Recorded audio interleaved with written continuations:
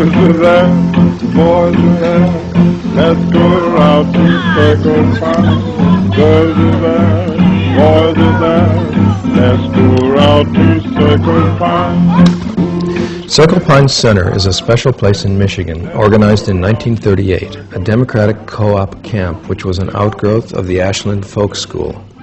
Formed during the Great Depression, people had to band together to help one another out and pool scarce financial resources. Circle Pines flourished from the beginning, even contracting with Frank Lloyd Wright to create a master design and 22 buildings, which unfortunately were never built. Evolving its own vibrant culture out of the crucible of hard work and participatory problem solving, its own history is kept alive through traditional arts, dance, farming skills, and discussion groups. And deep interpersonal relations and friendships engender a sense of family and community. People of all colors and religions were welcomed, and at a time when fascist horrors were being unleashed in Europe and Asia, Circle Pines became a haven. Today's Circle Pines greatly resembles the original. Its Civil War-era farmhouse looks exactly the same, though it now has a state-of-the-art modern kitchen. Its spring-fed lake has been preserved in its original condition, and its dedication to growing fresh and natural foods continues to play an important part in the camp's daily activities. What is Circle Pines Center? Well, in 1931, someone wrote, "A cooperative enterprise is a means to an end, to a better way of living, where individuality is developed not by competing against, but by complementing each other. The attitudes and values which motivated members to be active change seekers in the larger world, in the larger system, have certainly been reflected in the development of philosophy and history of Circle Pines Center." Circle Pines has had its roots deeply embedded in two extraordinary social movements. One was for educational reform, and the other was a movement for evolutionary change towards a world of peaceful cooperation.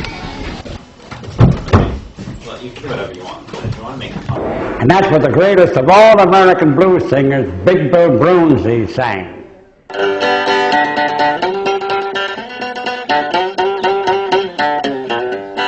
Music was always a strong bond and remains today a vital Out force. to Circle Pines, girls are there, boys are there, let's go out to Circle Pines. Girls are there, boys are there, let's go out to Circle Pines.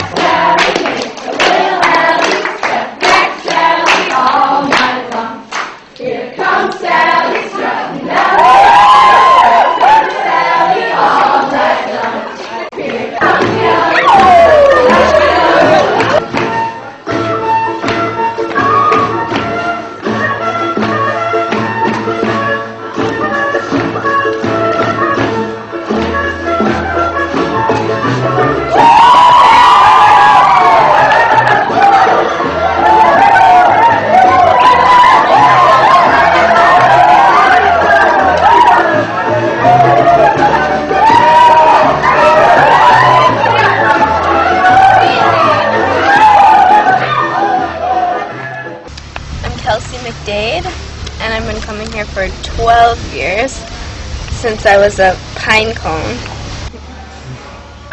I'm Mike Carey.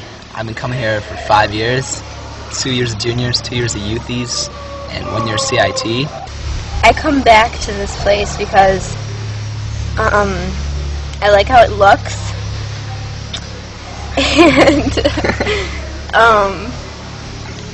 and mostly for the people. I mean, we do trails, we do work projects, we do all sorts of things, and we just work together real good, and you get to know people better than you know anyone else in the world. And it's, you know, it's a bonding experience. It makes you want to come back. It makes you want to see your friends. This is not an authoritarian place. Kids get choices in terms of what they'll do, and I think that's one of the things that makes it attractive and gives it its longevity, because people yearn for that kind of thing. The thing that I got very excited about was the sense at Circle Pines that this place belonged to everybody who was here. Everybody took responsibility, everybody volunteered, everybody worked together. It was a lot of fun. There was a youth group. I got involved with that, and I sort of oozed from being a kid into being a grown-up. We got married a week after the membership meeting in 1950, and all of a sudden I was a grown-up. I wasn't a DA. I didn't think. DA meant damned adult. But it was a very exciting time. It was a time when there was a lot of building and planting. I feel a little proprietary about some of the vegetation around here myself. And there was really, from the very beginning, an effort to make kids feel the sense of responsibility of helping one another. When the Rasmussens were here in the 50s, for instance, Lori thought of the play camp for the toddlers, for the preschoolers. And all the furniture was built so that no one child could move anything.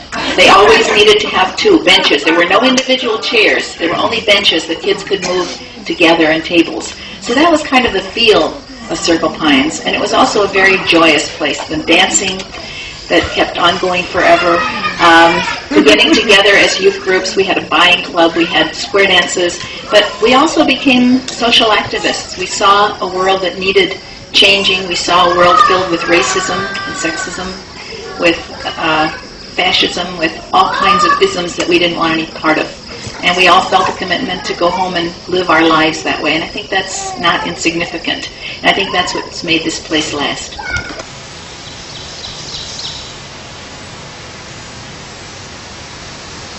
My name's Devin Grayson, and I came to Circle Pines through the cooperative movement. I'm not one of those people that went to camp here and grew up here, although sometimes I wish I were. I was involved in student co-ops in college. I went to Oberlin College and wanted to look more into being involved in cooperatives after I graduated. Were there really jobs in cooperatives? Did people really live in them after college? You know, my family sure didn't live that kind of lifestyle. So I ended up at Circle Pines through an internship through NASCO. Yeah, up at Oberlin, I became really involved in the student co-ops, sitting on the board of directors, doing a lot of facilitation. I just loved what I found there. You know, I loved the spirit of cooperation, of democracy, the way that decisions were made by consensus there. And the other thing is for arts and crafts today. And also, I mean, it's inspiring to see the generations here, you know, that people came as young children and sent their children and sent their children. I mean, we're dealing with a lot of generations here, and that's also a really exciting thing in terms of social change, because you know that wherever any of these people are dropped in this country, things are happening. And I think a lot of it was the germ of Circle Pines. The campers actually started a community service option that happened once a week, and it's just for the older campers. And they wrote a grant to make a food bank where local farmers donate extra food that they have, like food that they might not be able to sell them, and there's kids who actually care. This was the first place I felt like I really learned what it meant to be a part of co-op, when I started understanding why we did work projects and started realizing that work projects could actually be fun sometimes. Work continues to inspire as a daily ritual. In work projects, people gain new skills and, more importantly, a feeling of ownership and participation.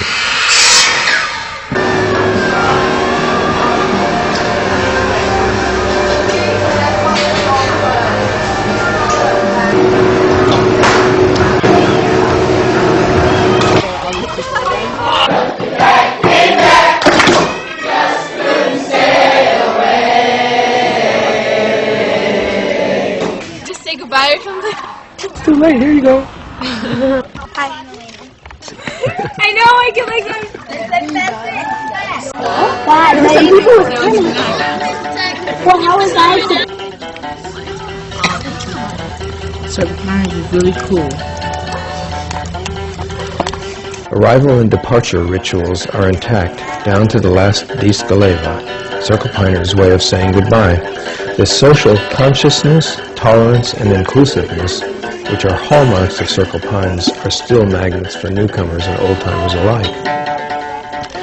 Ultimately, the principles of communal responsibility, consensus, and democracy in action laid the foundations crucial for the camp's growth and survival.